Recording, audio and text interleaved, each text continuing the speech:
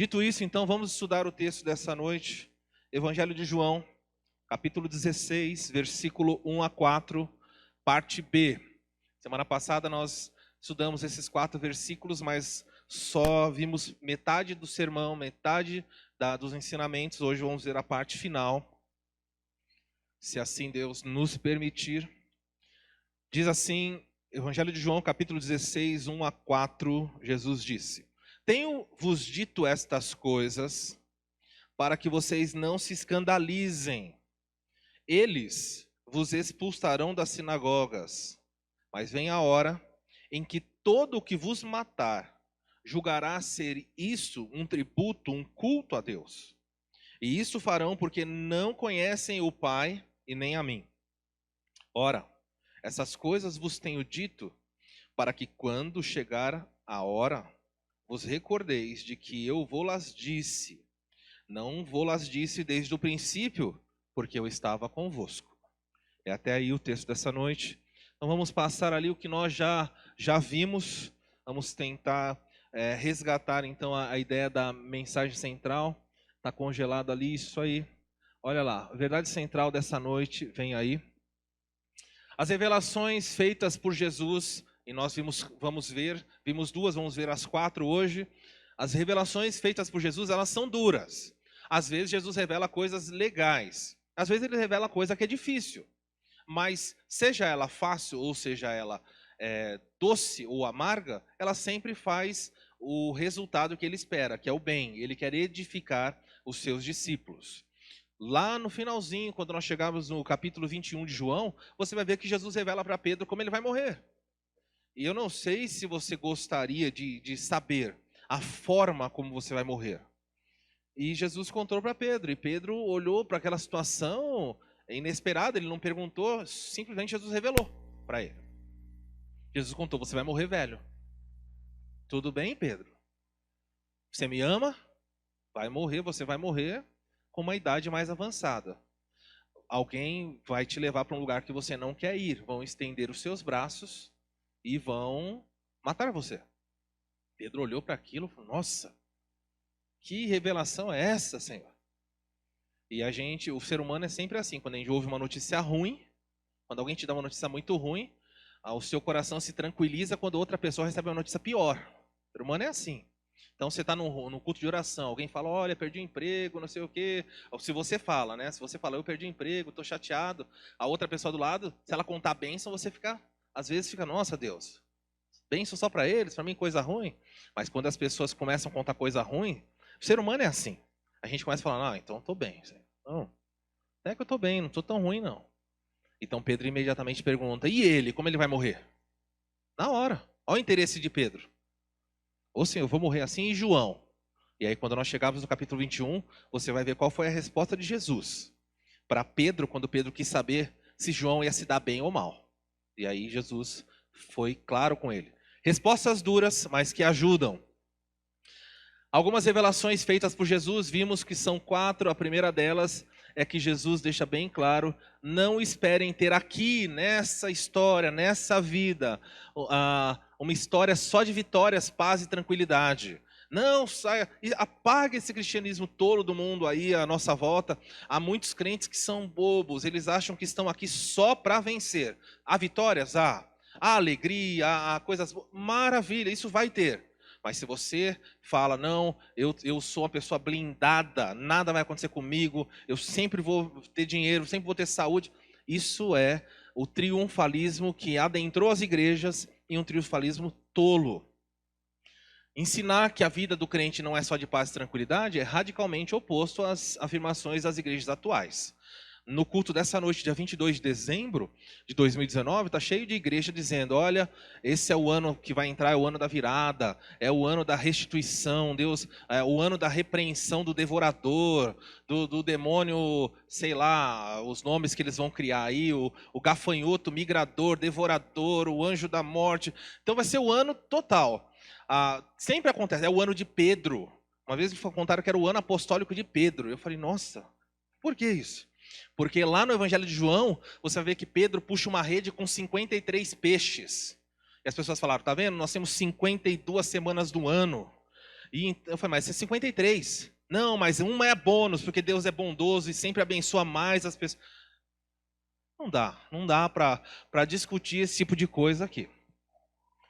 Porque Jesus ensina que a vida não é só de paz e tranquilidade. O objetivo era mostrar, eu não quero que você se desanime na fé quando isso acontecer. Vai acontecer a perseguição, não é se vai. É quando ela acontecer, você não pode desanimar.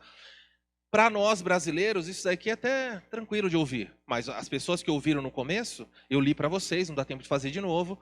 Todos eles, com exceção do apóstolo João, foram foram cruelmente massacrados e mortos. Então você viu, Jesus falou, estou contando isso para que você não escandalize. Porque se eu não avisar, quando a perseguição começar, você fala, nossa, Deus não é o dono de tudo, então por que está acontecendo isso comigo? Deus não deve ser tão poderoso assim, e Satanás ia fazer muitos se desviarem. Então ele falou, vai acontecer. Cada um deles. Eles foram perseguidos pelos judeus, vimos exemplos na história, Paulo foi apedrejado, vimos aqui em Timóteo, quando Paulo disse para Timóteo, todos que querem viver piedosamente serão perseguidos. Vimos em Hebreus que a galeria da fé, ela conta um monte de gente que morreu e fala, homens que foram cerrados ao meio, homens que foram lançados às feras. Ele conta isso e colocando, eles foram heróis da fé. Eles foram pessoas nas quais, o autor de Hebreus diz, o mundo não era digno. Então são alertas importantes. Vimos também que além da perseguição que aconteceu com os apóstolos logo no comecinho, 10 períodos de perseguição passaram, aí estão os nomes de todos os imperadores, até Constantino, o próximo aqui vai ser Constantino, mas esses 10 imperadores, Nero sendo o pior, o bambambam da crueldade, eles massacraram os crentes, cada um deles. Os que estão em vermelho foram alguns que eu li relatos aqui do que eles fizeram, mas eles eram homens maus, muito maus. Por quê? Porque eles viam no cristianismo uma aberração. O imperador dizia, eu sou Deus, prestem culto a mim. Os imperadores faziam estátuas e diziam, você pode adorar a religião que você quiser. Quer adorar Javé, Jeová, ou Deus de Israel? Pode adorar. Desde que, uma vez por ano, você entre num templo, espalhado, vários templos que eu tenho, e você queime incenso ao imperador dizendo, César é Senhor. E depois você pode sair e cultuar a Deus o resto do ano. Ninguém vai se meter com você.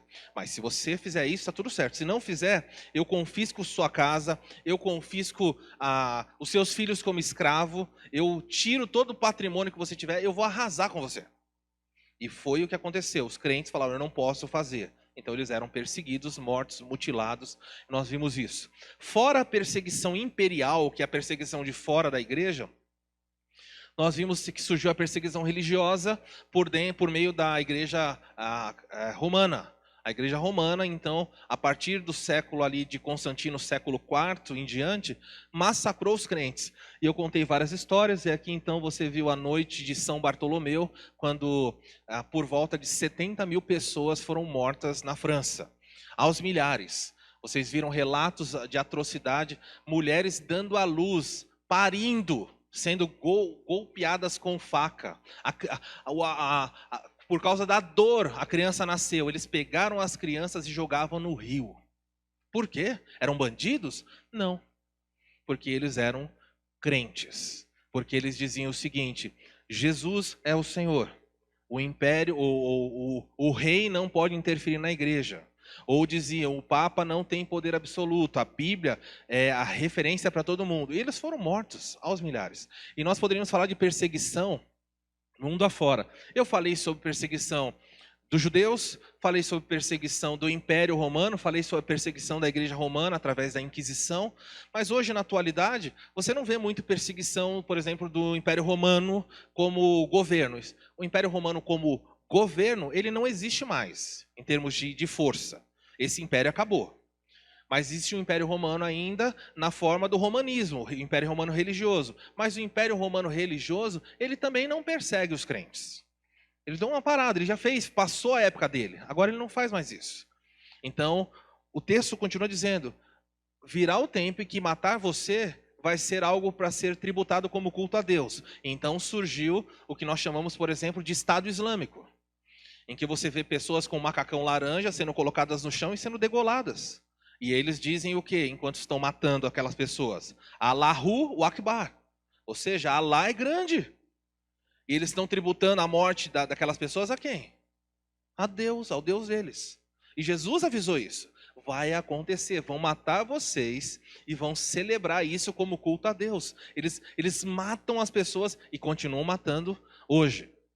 Países como Indonésia são países, por exemplo, onde ser cristão é complicado. São países de grande predominância islâmica. Muitos de vocês lembram da história do tsunami. Essa história varreu o mundo. Lembram qual foi o ano que aconteceu o tsunami na Indonésia? Quem arrisca aí?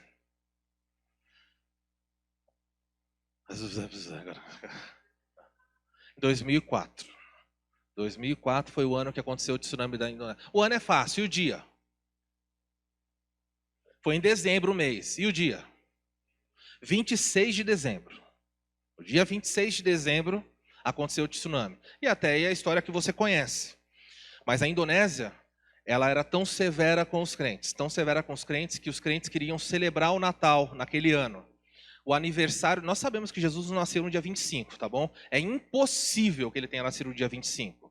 Porque os pastores, quando você vê lá, os pastores na vigília da noite estavam cuidando das ovelhas. Se você for agora em Israel, lá em Belém tem neve, então ninguém estaria na vigília da noite. Então é provável, é mais certo afirmar que Jesus nasceu na época de abril, que é a época que isso acontece.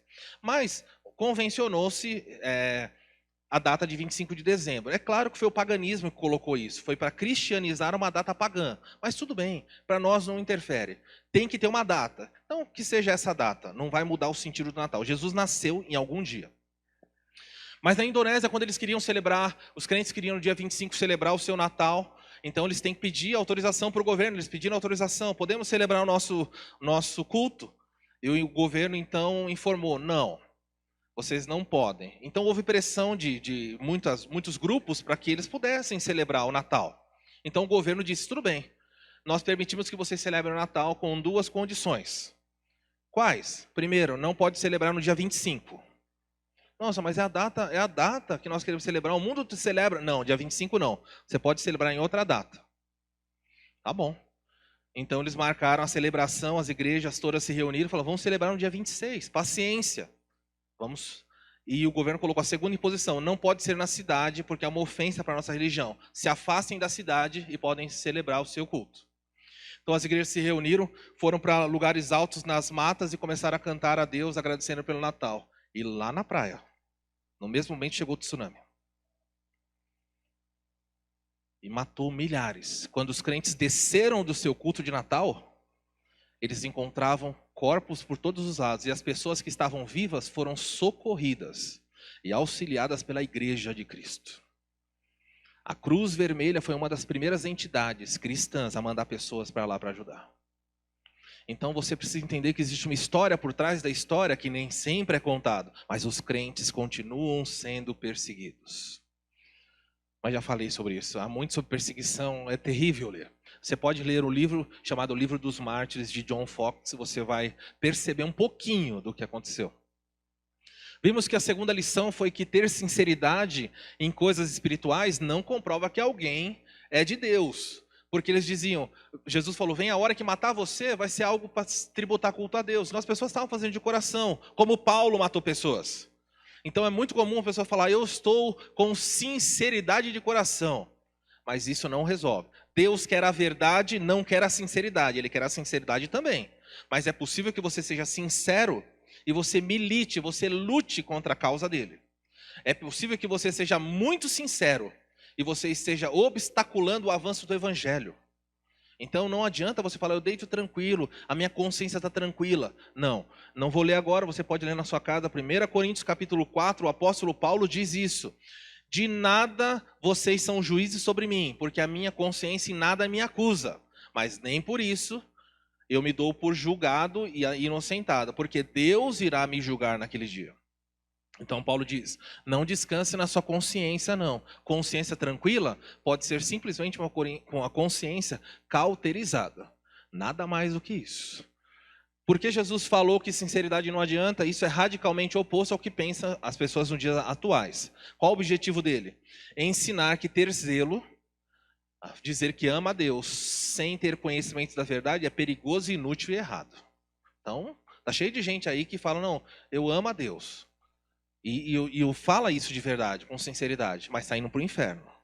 Ama a Deus, mas está perseguindo a igreja. Ama a Deus, mas está se opondo ao trabalho do evangelho. Então, com sinceridade no coração, com a maior das boas intenções, está sendo condenado por Deus nesse processo. Reflexo importante dessa lição 2 aí é que sem o agir do Espírito Santo, a sinceridade é capaz de conduzir alguém para muito longe de Deus. Existem pessoas sinceras e dedicadas que imaginam estar fazendo a obra de Deus, quando na realidade estão lutando contra Deus, a sua obra e o seu povo. Então aí você pode pensar no grupo que você quiser. Há coisas maravilhosas sendo feitas em nome de Deus. Mas quando você vai lá, com sinceridade do coração, eles estão contra, porque a verdade não está com eles. A sinceridade sim, a verdade não.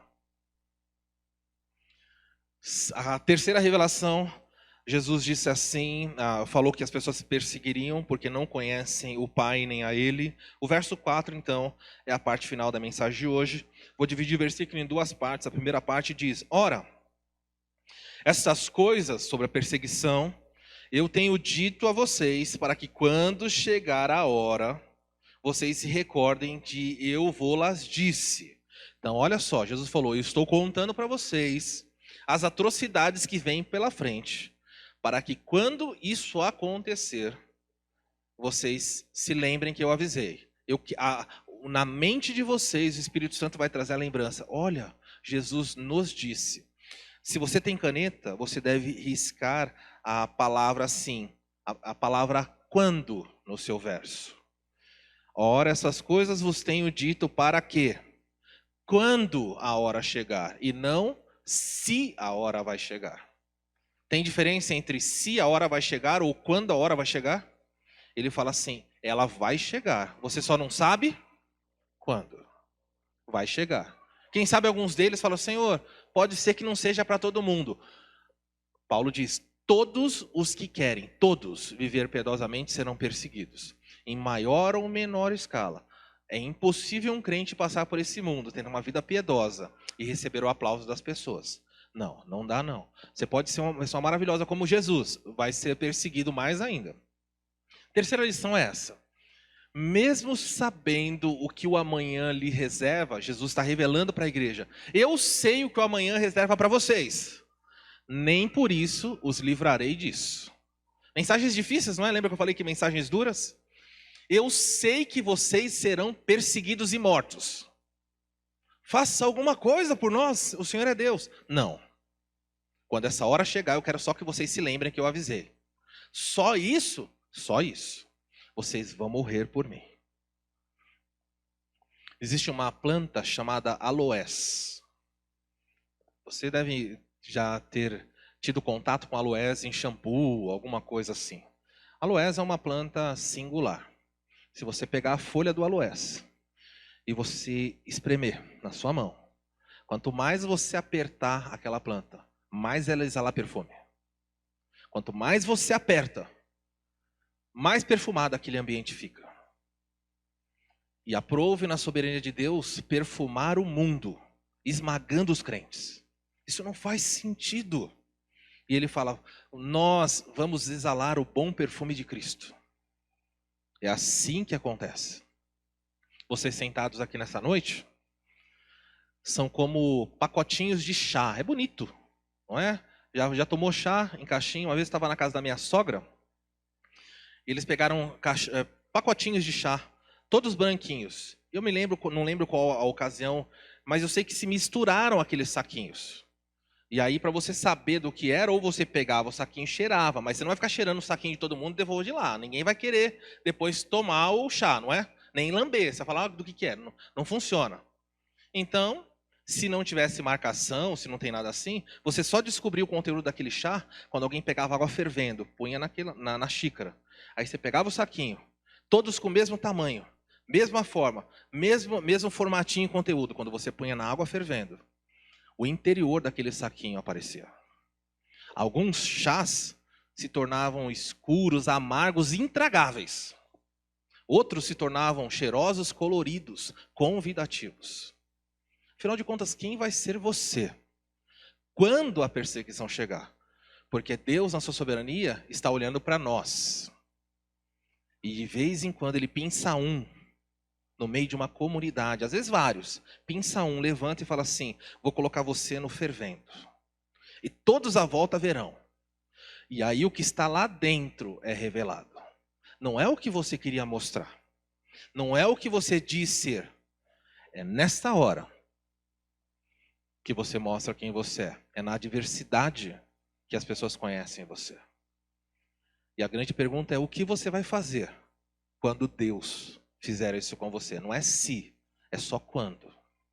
Alguns passam uma vida relativamente bem. E aí é um momento que Deus pega e coloca a pessoa na doença. E deixa ali. E alguns crentes se tornam amargos. Eles reclamam de dores, eles reclamam que o tempo passado foi melhor, eles reclamam de coisas, como eles não foram privilegiados. Isso acontece muitas vezes, e infelizmente, acontece na velhice e na adolescência. As pessoas, adolescentes, tendem a reclamar muito do que têm. Eu não posso isso, não tenho aquilo. E reclamam. Os mais maduros reclamam quando Deus vem, pega e tira e põe você na água quente do desemprego. E aí começa.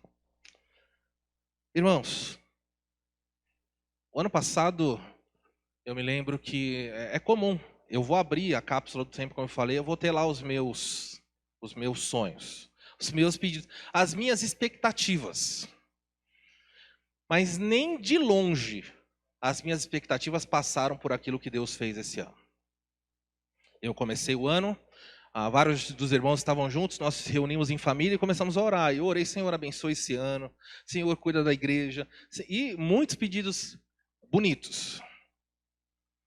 Mas, por exemplo, o ano, por mais que tenha adentrado com as melhores expectativas, no primeiro culto do ano, foi um culto para excluir uma pessoa. A primeira reunião do ano foi disciplinar. E eu queria tantas coisas boas, mas Deus aprove Deus que muitas disciplinas passassem nesse ano. Um ano de muita dor, muita tristeza. Nenhum pastor pede isso. Mas Deus falou: esse é o ano. Ele sabia o que viria para frente, mas não poupou, não deixou. Ele sabia que nesse ano eu perderia meu pai no mês de agosto. Eu não sabia. Estava conosco na celebração de virada do ano. Oramos.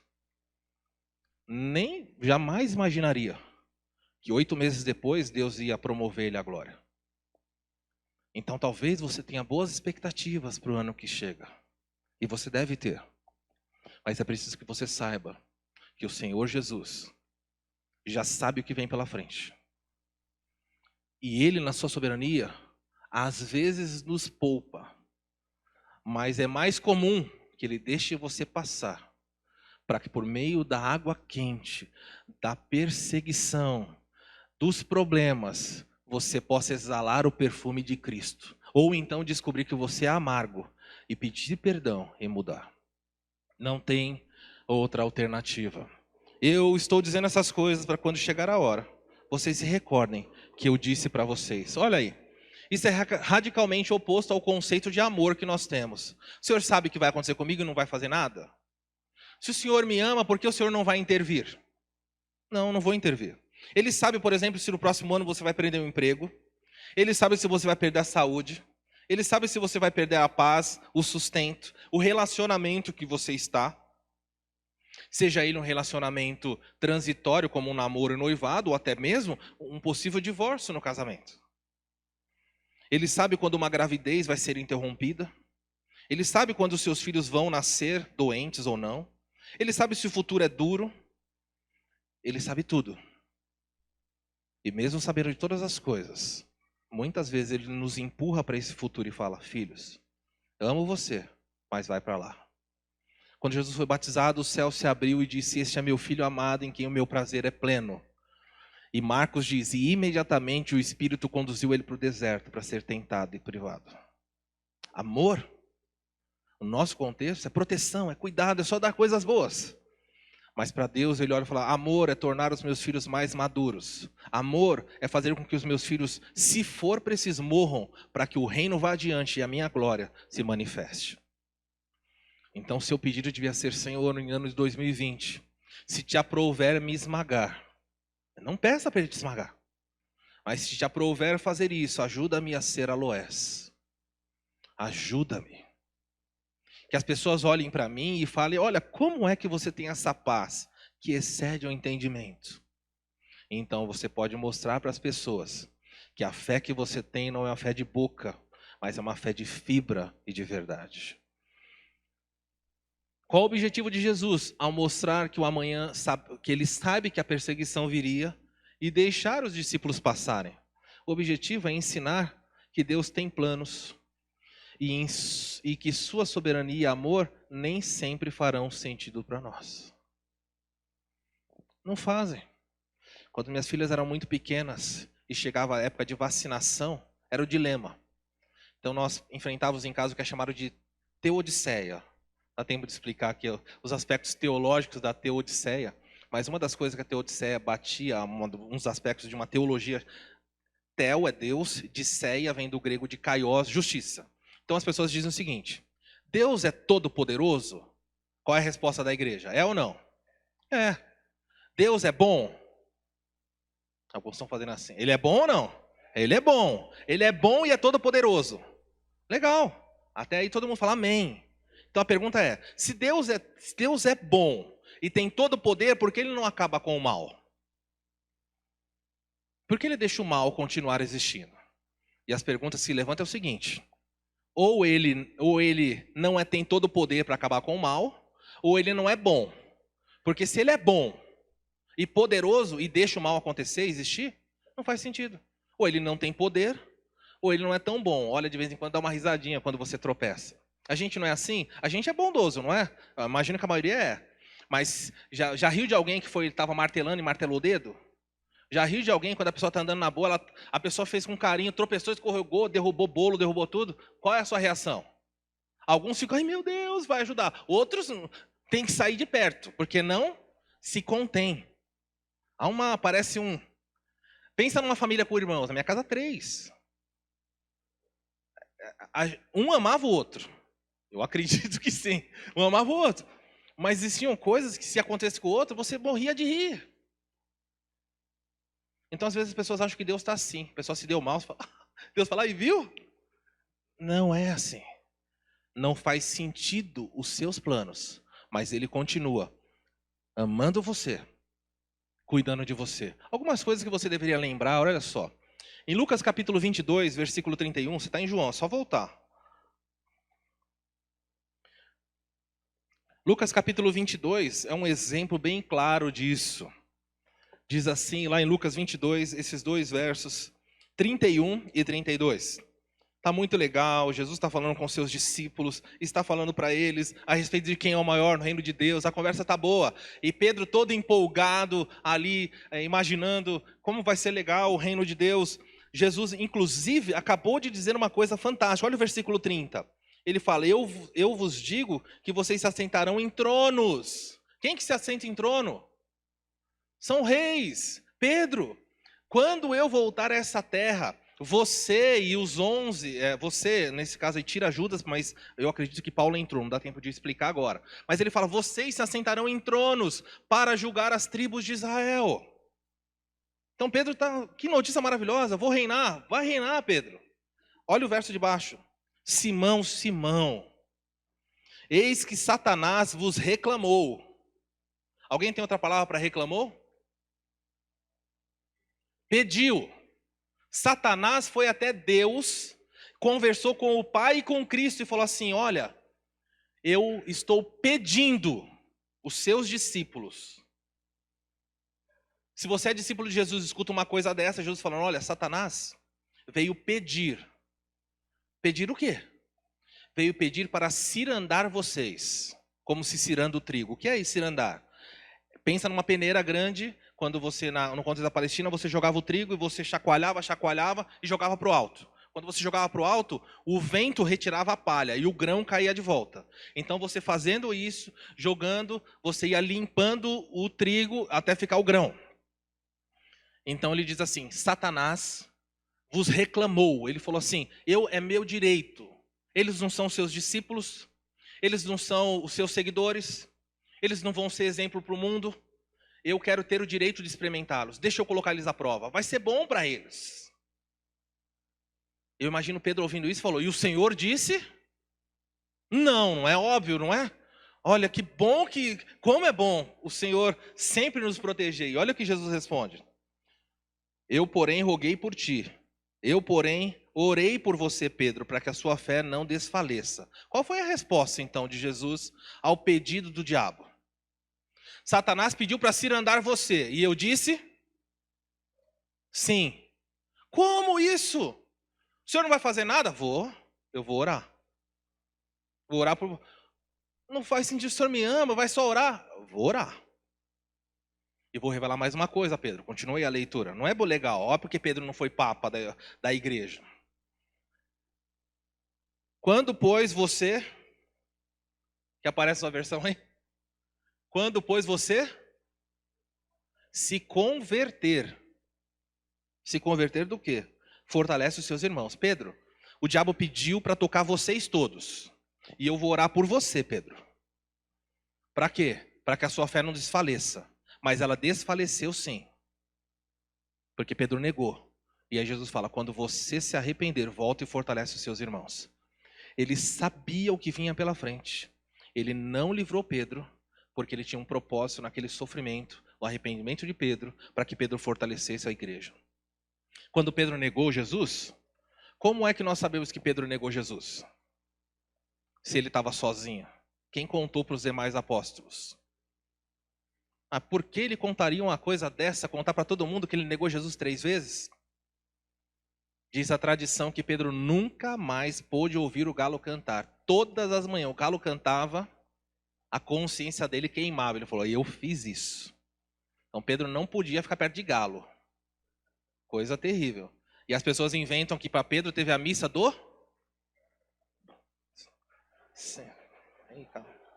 É um negócio terrível. A missa do galo e... A última coisa que Pedro queria era o galo.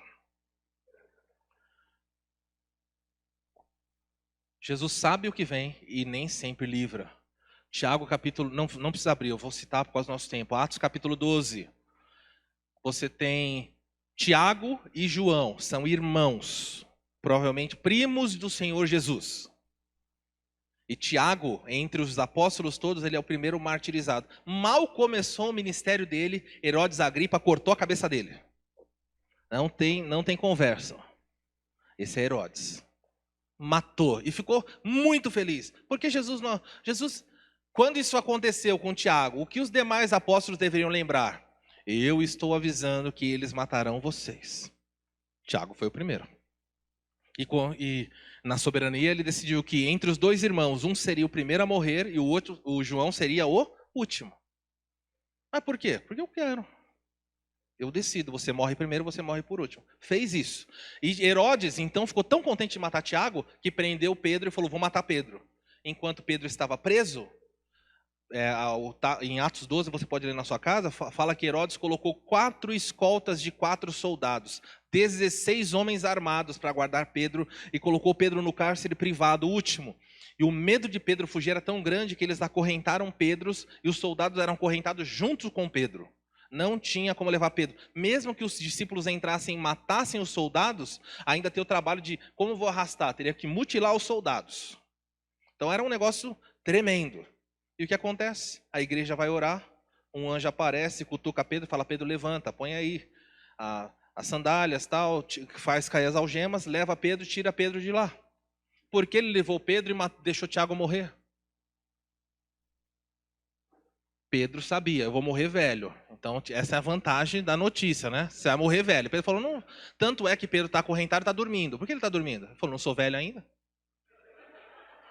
Hoje eu não sei o que vai acontecer. Mas veja, ele sabia que a profecia a respeito dele ia acontecer. E Pedro avançou muitos anos além disso aí. Outro caso, Atos capítulo 7, não precisa ler. Quando você lê o capítulo 6, as pessoas vão para os apóstolos e falam assim, olha, nós estamos tendo um problema na distribuição da cesta de alimentos.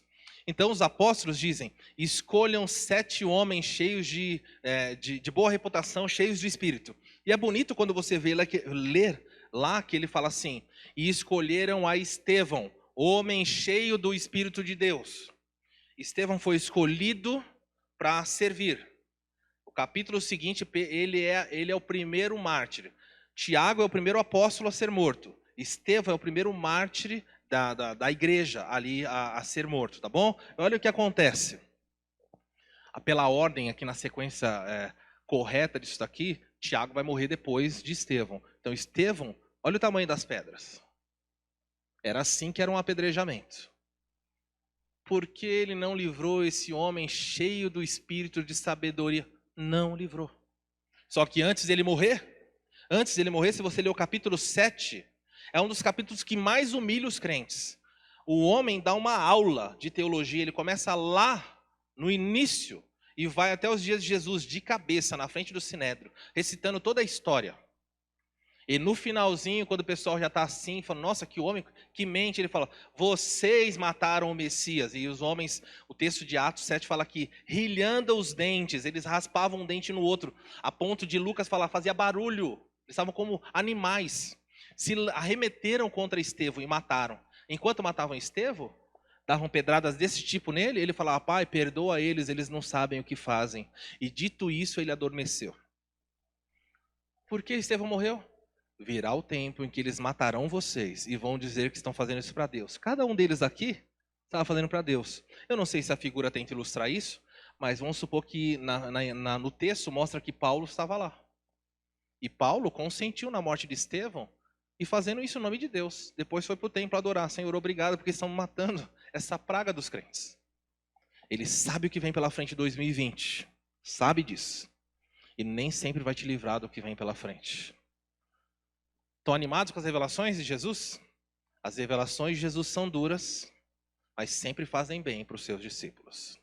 A última revelação, a parte B do versículo 4. João 16, versículo 4, parte B.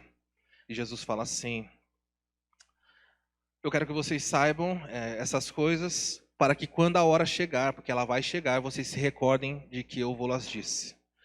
Aí ele termina dizendo, eu não vou-las disse desde o princípio, porque eu estava convosco. Olha, desde o começo, eu sabia que vocês seriam mortos. Quando eu chamei vocês, eu já chamei vocês para serem mortos por mim. Mas não contei isso para vocês. Por quê? Porque se o Senhor sabe disso, porque o Senhor não contou? Eu podia me preparar, Jesus, ao longo de toda a jornada? Não. Estou contando agora que eu estou indo embora. Faz sentido para você? É melhor contar notícia ruim quando você está junto ou quando você está de partida? Você está saindo do barco e fala, viu, o barco vai afundar. Eu falo, nossa, como é que você sabe? Olha, desde que saiu do porto eu vi que tinha um buraco, mas prefiro não avisar. Como você se sentiria numa situação dessa? Por que alguém não avisaria o buraco desde a saída? Ele sabia que o navio ia afundar. Sabia. E sabia que ele seria o primeiro a morrer. Jesus, nesse caso, não é que ele vai pular do navio. Mas ele falou, se eu aviso do começo, prováveis situações que surgiriam. Ó, Pedro, você está pescando? Eis que vos farei pescadores de homens. Vão matar você, Pedro. Vão matar bem matadinho. Você, João, vão ferver no óleo.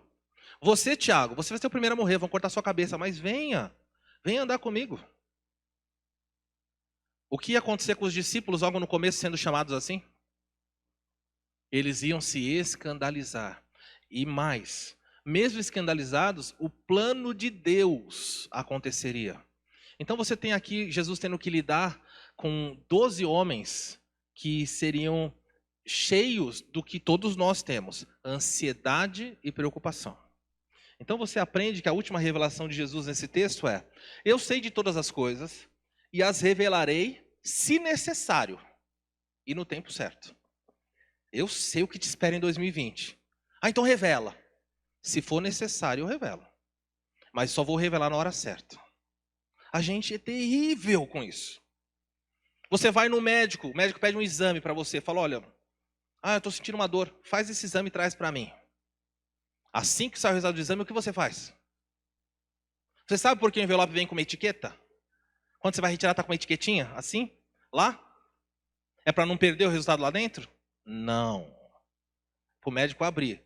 Mas o pessoal aqui é bom. Eu sei como vocês fazem. Sabe o que faz? Você descola, devagarzinho, para não amassar a etiqueta, abre, vê o resultado, lê. 70% você não faz nenhuma ideia do que está dizendo ali. E aí o que você faz? Ou você liga para alguém, mas a maioria de vocês eu sei, o Senhor está me revelando, eu sei exatamente o que vocês fazem. Sabe o que vocês fazem? Google. Que é isso aqui. Aí lê o negócio lá e fala, meu Deus, olha o que eu tenho. Aí o sono vai embora, pressão sobe, coração palpita, aí você chora. Aí gente, vira do avesso a vida da pessoa. Ela liga no médico, dá para fazer um encaixe? Não, só tem mês que vem. Não, precisa agora, eu estou morrendo. Como você sabe? Eu sinto que eu estou morrendo. Agora que eu li, eu estou sentindo mais coisa. Eu nem sei o que é isso daqui, mas eu sinto o que está aqui no papel. Estão se identificando com isso? Aí você vai no médico. Você lê, o médico abre assim, você já fala. Pode falar, doutor. Preparei, eu estou forte. Fala real. O que é isso aqui que eu tenho? Eu falo, não, isso aí que você tem desde que você nasceu. Você vai morrer com isso aí, não é nada. Eles falam, não, doutor, esse daqui, ó. Não, isso aí não é nada, não. Isso aí é outro nome para unha encravada. É um título. E quantas vezes já aconteceu isso? Comigo mesmo. De você achar uma coisa e o médico vai lá e fala, não, isso aqui não. Esse não é o problema. Isso você tem desde que você nasceu, você vai morrer com isso. Você não vai morrer disso. Meus irmãos, o Senhor Deus sabe quando revelar para você uma coisa. Porque se Ele revelar previamente, você vai se consumir em ansiedade. Nós somos pessoas ansiosas. E a ansiedade leva rapidamente para a incredulidade. Você fica tão ansioso que você começa a ficar incrédulo. Quando os discípulos entraram no barco com Jesus, lá em Marcos capítulo 4, Jesus falou, vamos para o outro lado. Olha a ordem de Jesus muito clara, vamos para o outro lado. Jesus deu a ordem e foi dormir. No meio do mar da Galileia, a tempestade vem. E água para todo lado, o negócio vai afundar. Surge no coração de Pedro e dos demais ansiedade. Nossa, como é que ele está dormindo? Olha aqui a calamidade à nossa volta. E rapidamente alguém fala, acorda ele. E quando acorda Jesus, olha, eu não sei se você já foi acordado com gentileza. Tem gente que é acordado de maneira, só encosta assim, passa a mão na perna. Oi, acorda. Pedro acordou já dando dura. Não te importa que morramos? Tá dormindo? Tá gostoso? O Senhor não se importa que a gente vai morrer? Jesus acordou, olhou para Pedro. Não responde para Pedro. Levanta, fala, mar, acalme-se, vento, cesse. Tudo para. E Jesus chama Pedro do quê? Homem de? Por que vocês estão duvidando? Eu não falei que a gente ia chegar do outro lado? Eu disse. Mas a ansiedade, ela gerou incredulidade. Deus não revelou para eles que eles iriam morrer pela causa, porque eles passariam 3 anos miseráveis servindo a Jesus. Então, quando ele faz isso, eu sei de todas as coisas, mas vou te revelar se for necessário. Ele quer mostrar para você o seguinte, eu não lhes disse antes porque eu ainda estaria com vocês. Vocês não têm que se preocupar com isso. Mas chegou o momento em que eu vou sair, e vocês agora têm que se preocupar. Então, por amor a vocês, eu agora estou dizendo para vocês, tomem cuidado. Eu vos disse, quando vocês saírem, não levem dinheiro. Agora levem sim. Quando vocês saíram, eu falei para vocês, não precisava levar capa. Agora quem tem, leva 2. Quando vocês andarem pela estrada, levem com vocês um bordão. Bordão não é nada de bordar, hein? Antes que as pessoas... Não tem nada a ver. Sabe o que é um bordão? Da onde vem o termo? Levou uma bordoada. Você acha que foi agulha disso aqui? Não. Era um cajado grande. Então Jesus mandou os discípulos andarem o quê? Pode falar, eu sei que alguns vão gaguejar. Armados. Jesus autorizou o porte de arma, falou. Tó. Andem com o bordão. E se vocês forem atacados? Matem quem te atacar. Eles tinham que se defender, tinha salteadores. Mas isso é uma outra discussão. Leia a Bíblia corretamente e você vai perceber. Por que eles não precisavam andar armados quando estavam com Jesus? Não precisa, eu estou aqui. E dinheiro? Não precisa. Mas não precisa não, quando eu quiser eu mando pescar lá o peixe, vem a moeda na boca. Quando eu quiser pão eu multiplico. Vocês não se preocupem, mas agora a situação vai dificultar. E o triste em tudo isso é que nós estamos nessa fase, tá bom? Em que Jesus foi e falou, vocês estão aqui. Adianta ficar ansioso? Tiago morreu com o pescoço cortado. Se Deus reservou, preste atenção, vou terminar a mensagem. Se Deus reservou que em 2020 coisas terríveis vão acontecer com você, ansioso ou não, chegando sorrindo ou chorando, isso vai chegar na sua vida. E ninguém, nem o pastor, nem toda a igreja jejuando e orando pode mudar aquilo que Deus estabeleceu. O que isso gera no coração? O que deveria gerar no coração do crente? Você deve orar, Senhor, tenha misericórdia de mim. Interceda por mim para que a minha fé não esmoreça. Mas dá-me ser um discípulo teu, que passa pela adversidade de uma maneira sensata. Eu vou chorar? Vai. Eu vou sentir a dor? Vai. Eu vou me entristecer? Vai. Mas você não vai estar sozinho. Eu vos enviarei o Consolador e ele vai estar com vocês. Nunca vos deixarei sós. Esse é o poder do Evangelho de Cristo. O objetivo a revelar isso é mostrar aos seus discípulos, mostrar aos discípulos amor, porque ele não revelou antes, e mostrar o amor de que maneira? Ao não alimentar a ansiedade e preocupação neles. Aprenda isso, leve para sua família. Quantas vezes a gente fica alimentando nos próprios filhos ansiedade sobre o futuro? Quantas vezes a gente olha sempre ansioso, medo. Deus tem reservado, Deus estabeleceu. Você não vai fugir do plano dele. Não vai. Quanto mais rápido você aprender isso, mais maduro você será. Quando Deus decidir fazer da sua vida um aloés. Vamos terminar com esses textos, olha só. Porquanto não se preocupem com o amanhã. Jesus disse isso. Pois o amanhã trará as suas próprias inquietações. Ele não quer ninguém ansioso. Basta para o dia de hoje os problemas desse dia. Ah, mas o ano que vem? O ano que vem. Quando chegar lá. Hoje se preocupa com agora. Olha aí. Não andem preocupados com coisa alguma. Em vez disso, orem a Deus pedindo aquilo de que precisam. Pode orar. E agradeçam por tudo que Ele já fez. Esse é o papel do crente. Último verso. Não tenham medo do que vos está prestes a sofrer, do que vocês vão passar de sofrimento. Saibam disso. Apocalipse 2:10. O diabo lançará alguns de vocês na prisão. Para o quê? Para prová-los.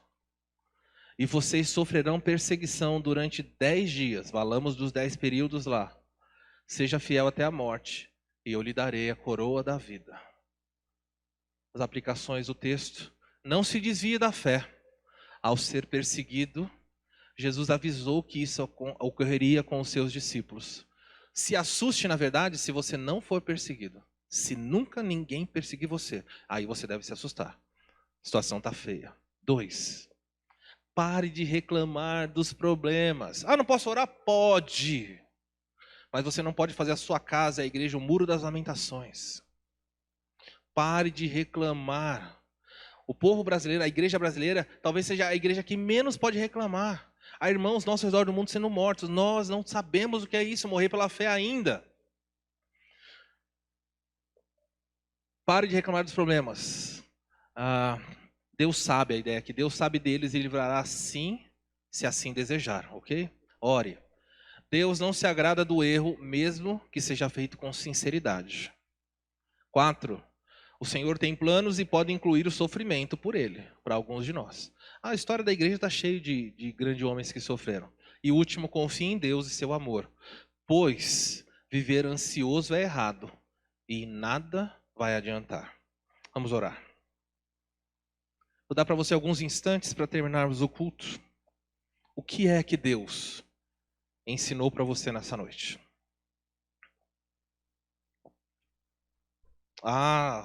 2020 reserva lutas? Certamente. Todos os que querem viver piedosamente serão perseguidos.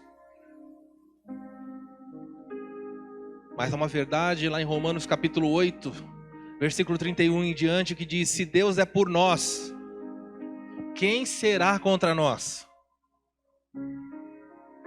Quem é que pode, afinal de contas, nos separar desse amor? É morte? É a perseguição? É a espada? São as coisas do presente ou do futuro? Pois estou plenamente certo que nada pode me separar do amor de Deus que está em Cristo Jesus. Pai, nós te louvamos pelas revelações que o Senhor traz. Em particular nesse texto, elas são muito duras. Mas como é bom saber que ao terminarmos o ano, e vamos olhar para o próximo ano cheios de expectativas, nós precisamos ter uma visão correta. Talvez alguns que estejam aqui nessa noite não estejam entre nós no final do ano que vem. Talvez alguns da nossa igreja nem estejam mais entre o seu povo como vivo. Talvez o ano venha e as doenças cheguem, as coisas difíceis cheguem. E nós gostaríamos de pedir, por favor, nos livra de tudo isso. Livra-nos do mal. Nós não queremos sofrer, nós não gostamos de sofrer. Mas se te aprouver nos esmagar, não permita, Senhor, que ao fazer isso não exale um bom perfume. Livra-nos, Senhor, da vergonha de passar pelos problemas, não perfumando esse mundo com a graça do Senhor. Perdoa-nos pelo ano que passou. Talvez muitos aqui reclamaram das perdas que tiveram, das dores que sentem, dos problemas que surgiram, mas a tua palavra é clara. Não devemos ficar ansiosos por coisa alguma. O Senhor cuida de nós. Devemos lançar toda a ansiedade no Senhor. E é por isso que a igreja tem que te louvar. Vamos exaltar ao Senhor. Esse é o nosso papel. No meio das lutas, Senhor, faça com que os crentes brilhem. Essa é a nossa súplica. Em nome de Jesus. Amém.